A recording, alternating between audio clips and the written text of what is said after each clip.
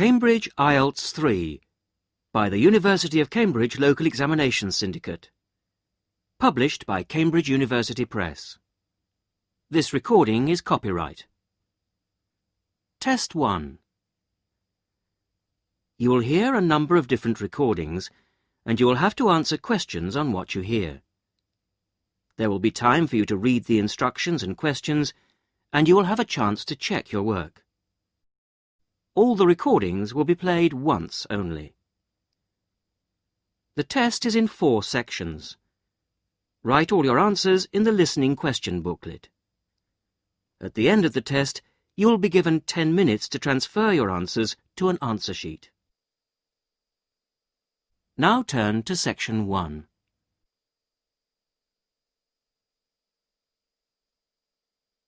Section 1. Listen to this telephone conversation between Janice Biggins, who works for a house renting agency, and John Anderson. First, you have some time to look at questions 1 to 6.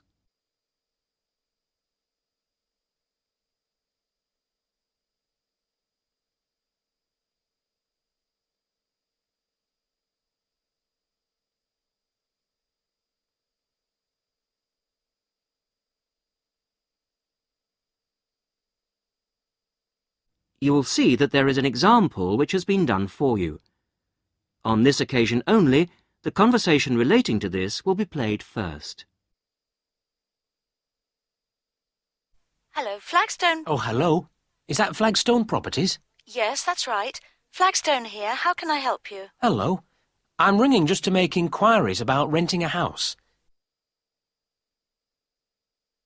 The name of the agent is Flagstone, so Flagstone has been written in the notes. Now we shall begin. You should answer the questions as you listen, because you will not hear the recording a second time. Listen carefully to the first part of the conversation and answer questions 1 to 6. Hello, Flagstone. Oh, hello. Is that Flagstone Properties? Yes, that's right. Flagstone here. How can I help you? Hello. I'm ringing just to make inquiries about renting a house. My name's John Anderson. Yes, Mr. Anderson. What sort of thing were you looking for? 2-bedroom house with garden. Well, yes, sir, that shouldn't be any problem. Just to let you know that our main areas, the main areas we deal with are the city centre itself. City centre, And the north suburbs. Oh, well, we were most interested in the northern areas, actually. Right, yes. What sort of price were you thinking of? Well, could you give me some idea? Certainly. It really ranges from £250 per month. Only £250? Yes, to about £500, depending on a number of different factors. Oh, what does it depend on? Well, obviously the quality of the area, and then whether there's a garden. Oh, well, as I said, we'd want a garden. And a garage pushes up the price. Right. Well, we wouldn't necessarily need one. I think about £350 a month would be our limit. OK. Well, would you like to have a look at a couple of properties, sir? Yes, that'd be great. Looking at our files, I think we've got 2 which might suit you. Oh, hang on. I'll just get a pen. Right. OK, well, there's one on West Park Road, which is £325 a month. Are the bills included? Well, that one just includes the water bill. OK, right. And the second house is in Tithe Road. I'll just spell that for you, OK? Yep. Tithe Road. Yeah, got that. And how much is that one? That's £380. 380.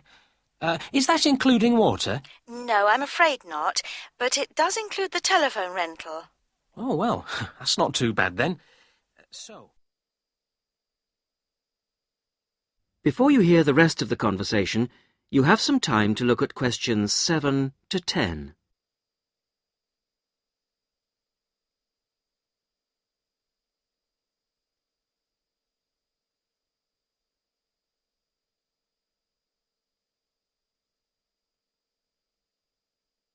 Now listen and answer questions 7 to 10. So when would you be available to see them? Well, I'll be in town next week, say Thursday. No, I'm sorry, we don't have any availability for Thursday. How about Wednesday afternoon? OK. That's fine. Would 5 be OK? Yes, fine. 5 o'clock it is. Just come to the Flagstone offices. Oh, before I forget, what sort of things do I need to get done, to rent with you? Well, the most important thing is a letter from your bank. No problem. And then a reference letter from your employer. Yes, that's OK. Great. And then we would need you to give 2 weeks' notice of moving in. Right, 2 weeks' notice. And what about a deposit? That's 1 month's rent, whatever the amount is. OK. 1 month. Is that it? No, sorry, one more. You will have to pay for the contract. Oh, yes, I'd forgotten about that. OK, fine. So I'll start arranging those, and I'll see you next week. Yes. Thanks very much. Bye. Goodbye.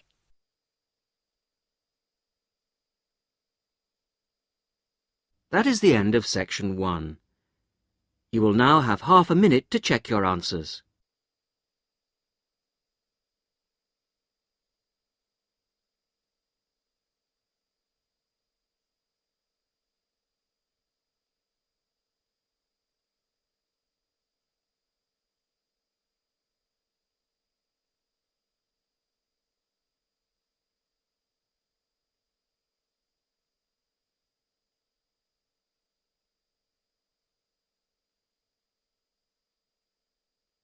Now turn to section 2.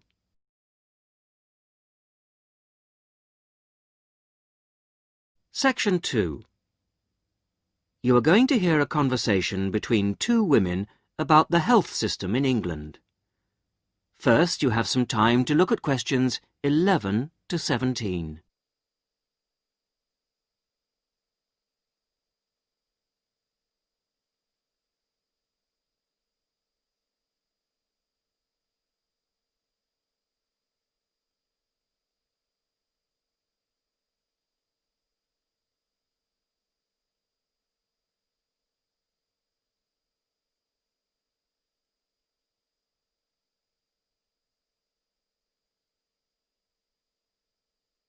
Now listen to the first part of the conversation and answer questions 11 to 17. Hello, Mrs. Sutton. Come in. How are you settling in next door? Have all your things from Canada arrived yet? I thought I saw a removals van outside your house yesterday afternoon. Yes, they came yesterday. We spent all day yesterday arranging them. It's beginning to feel a bit more like home now. Oh, that's good. Look, come in and sit down. Are you all right? You look a bit worried. Well, I am a bit. I'm sorry to bother you so early, Mrs. Smith, but I wonder if you could help me. Could you tell me how I can get hold of a doctor? Our daughter, Anna, isn't very well this morning, and I may have to call somebody out. She keeps being sick, and I am beginning to get a bit worried. I just don't know how the health system works here in England. All I know is that it's very different from ours back in Canada. Well, I don't know really where to start. Let me think. Well, the first thing you have to do is find a family doctor. Mm-hmm. Sometimes we call them general practitioners as well. Right. And register with him or her. If you live here, you've got to be on a doctor's list. If you're not, things can be a bit difficult. Oh. Nobody will come out to you if you're not registered. Anyway, they work in things called practices. Uh-huh. Sort of small groups of family doctors all working together in the same buildings. Now, what you've got to do this morning is register with one of them. Ah. There are 2 practices near here, so we're quite well off for doctors in this part of Manchester. There's the Dean End Health Centre, about 10 minutes walk away. And there's another practice in South Hay. That's about 5 minutes away, going towards the town centre. Uh-huh. We're registered at the Dean End one, but they're both okay. There are about 6 doctors in our practice and 4 in the other, so ours is quite big in comparison, and the building and everything's a bit more modern. South A is a bit old-fashioned, but the doctors are okay. Their only problem is that they don't have a proper appointment system. Sometimes you have to wait for ages there to see someone. Anyway, you go to the receptionist in whichever health centre and ask her to register you with a doctor there. You have to fill in a form, but it doesn't take long. Ours is called Dr. Jones, and we've been going to him for years, ever since we moved here 15 years ago. I wouldn't say he's brilliant, but I suppose he's all right, really. We're used to him now. They say he's very good with elderly people, but he does tend to get a bit impatient with children. Listen, the one who's supposed to be really good with small children is Dr. Shaw. I've heard lots of people say that. She's young and she's got small children of her own, so you could try registering with her. And if her list's full, I heard somebody say the other day that there's a really nice young doctor at South Hay, a Dr. Williams. He holds special clinics for people with back trouble, but that's not really your problem, is it? Now you have some time to look at questions 18 to 20.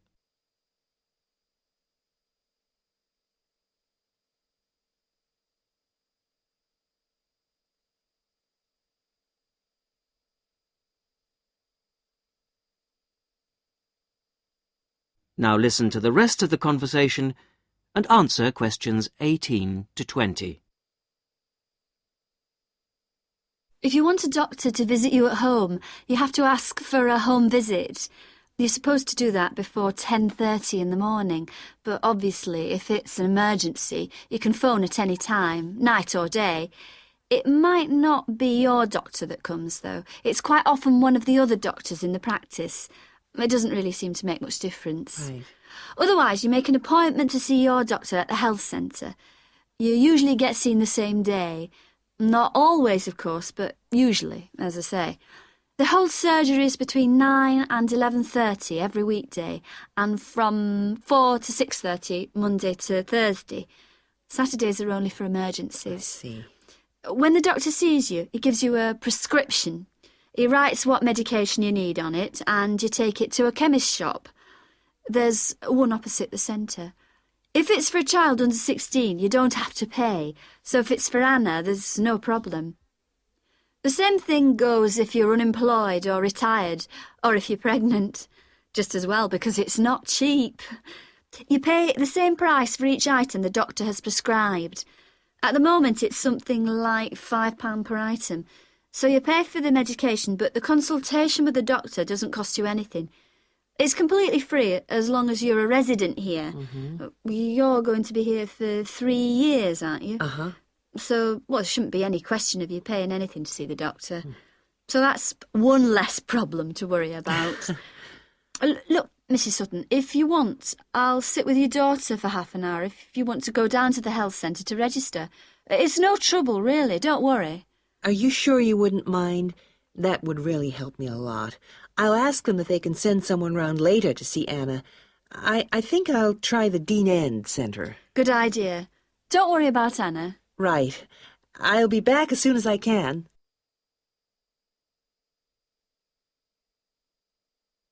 That is the end of section 2. You will now have half a minute to check your answers.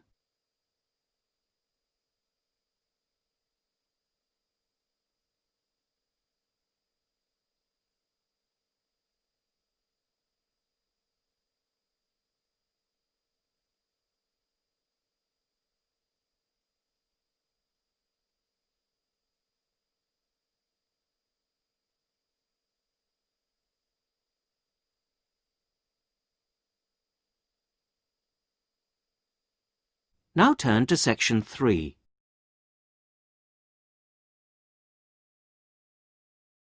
Section 3. You're going to hear a university tutor interviewing a candidate for a place on a postgraduate diploma course in teaching geography. First, you have some time to look at questions 21 to 27.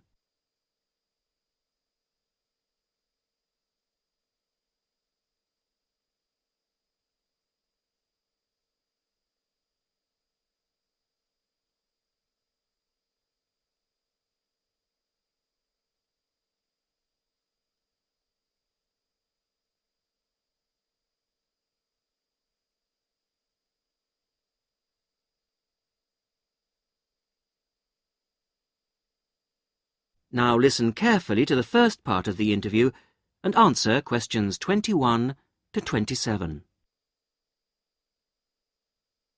Hello. Jonathan Briggs, isn't it? Yes, that's right. Do come in and sit down. Thanks. Right. Well, Jonathan, as we explained in your letter, in this part of the interview, we like to talk through your application form, your experience to date, etc. And then in the second part, you go for a group interview.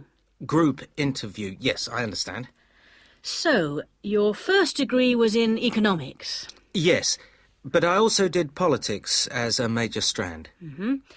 And you graduated in 1989. And I see you've been doing some teaching. Yes, I worked as a volunteer teacher in West Africa. I was there for almost 3 years in total, from 1990 to 1992. How interesting. What organisation was that with? It's not one of the major ones. It's called Teach South. Oh, right. Yes, I have heard of it. It operates in several African countries, doesn't it? And what kind of school was it? A rural cooperative. Oh, a rural cooperative. How interesting. And what did you teach? A variety of things in different years. I did, with forms 1 to 3, mainly geography, and some English with form 5. Then, in my final year, I took on some agricultural science with the top year. That's form 6. Right. Quite a variety, then. I also ran the school farm. How interesting. Before the interview continues, you have some time to look at questions 28 to 30.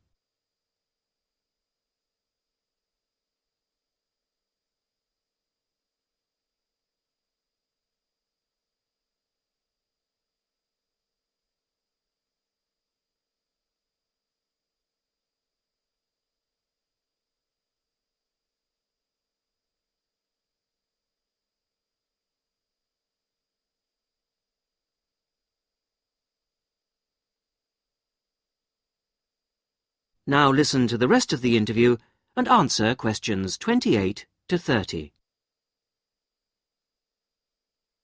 And how did you find the whole experience? I'll be honest with you.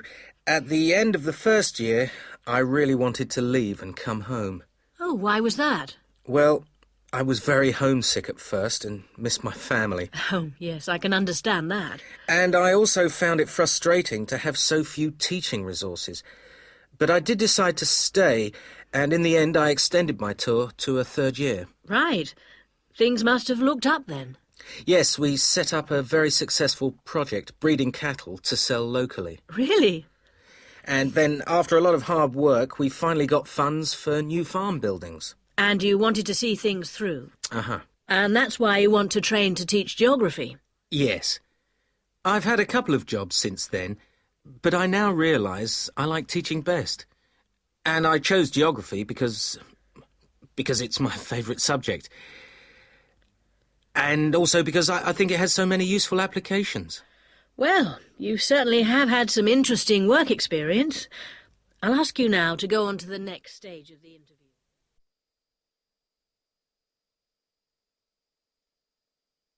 That is the end of section 3. You will now have half a minute to check your answers.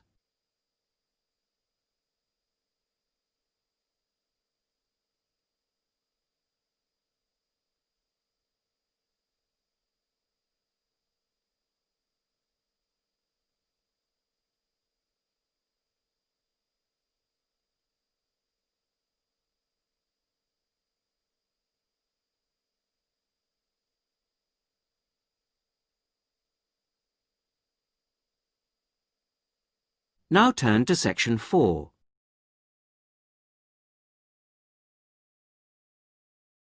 Section 4.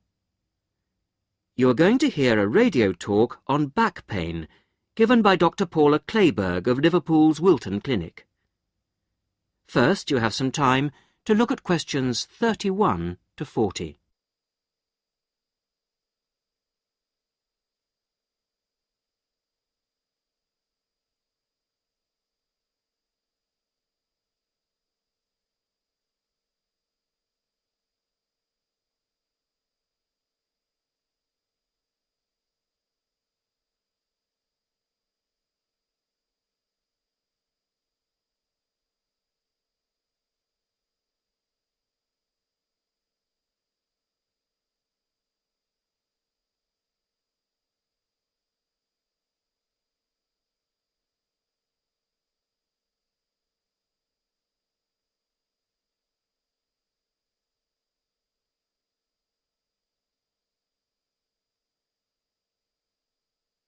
Now listen carefully to the talk and answer questions 31 to 40. Today's Health Council is presented by Paula Clayburgh, who is the Chief Counsellor at Liverpool's famous pain clinic, the Wilton Clinic. Paula. Do you know what Prince Charles, Sevi Ballesteros and Elizabeth Taylor have in common? They all suffer from chronic back pain. In fact, bad backs are one of the most common health problems today, affecting people in all walks of life. The most recent available figures show that about 250,000 people are incapacitated with back pain every day. And many sufferers don't know the cause or the solution to their problem. The majority of our patients at the clinic tend to be women. They are especially vulnerable because of pregnancy, but also because of osteoporosis, which I personally believe to be the major cause of problems for women. I have many women patients who say they have completely given up exercise because the pain makes them so miserable. But of course, that starts up a vicious circle. Bed rest, giving up exercise, and painkillers are traditional responses to back pain. But although there are many excellent drugs on the market, at our clinic we're beginning to realise the unique benefits of relaxation therapy. Other specialists in the field make a strong case for certain types of exercise, but in our experience they are easily mishandled and can lead to more harm than good. Now let's look at some of the reasons why back pain is developing into such a unique menace. In general, the body is pretty good at self-repair. A strain or a blow to a limb, though painful at the time, generally resolves itself. But the body's response to back injury can be very counterproductive. When pain strikes, we attempt to keep the back as immobile as possible, which makes the muscles tense up. Research shows that they often go into spasm, which causes further twisting of the spine. A vicious circle is underway. The second mistake we often make when stricken with extreme back pain is to go to bed and stay there.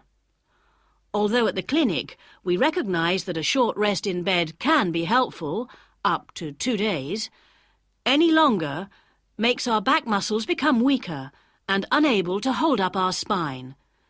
The pain, therefore, becomes worse.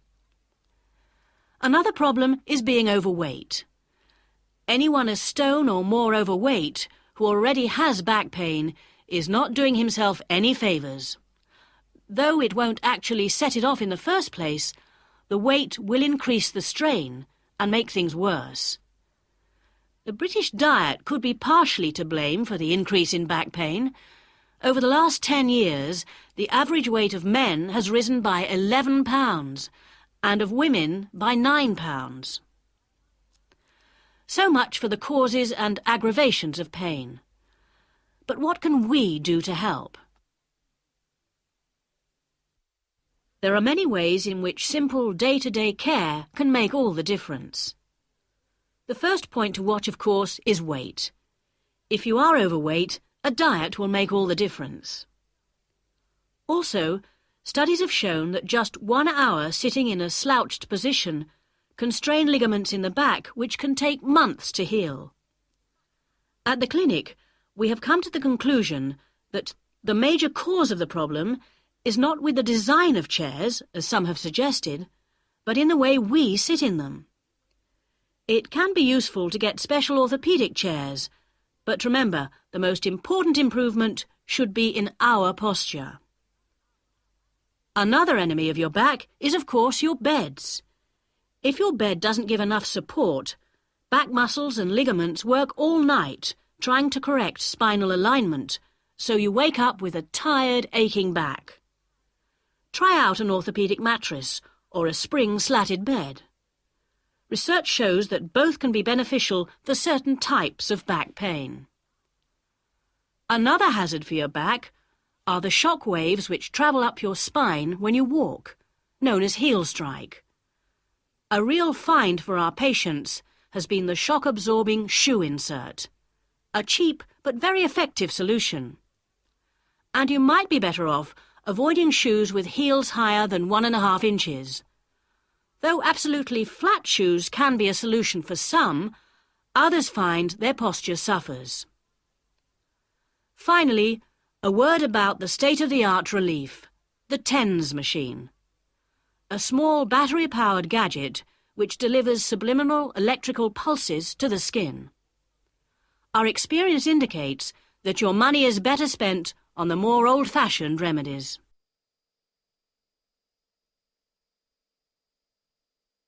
That is the end of section 4. You will now have half a minute to check your answers.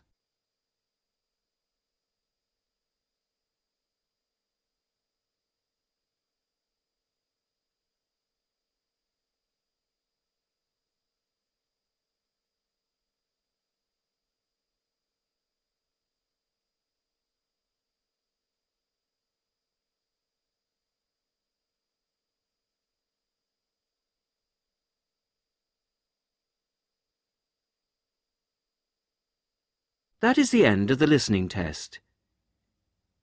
In the IELTS test, you would now have 10 minutes to transfer your answers to the listening answer sheet.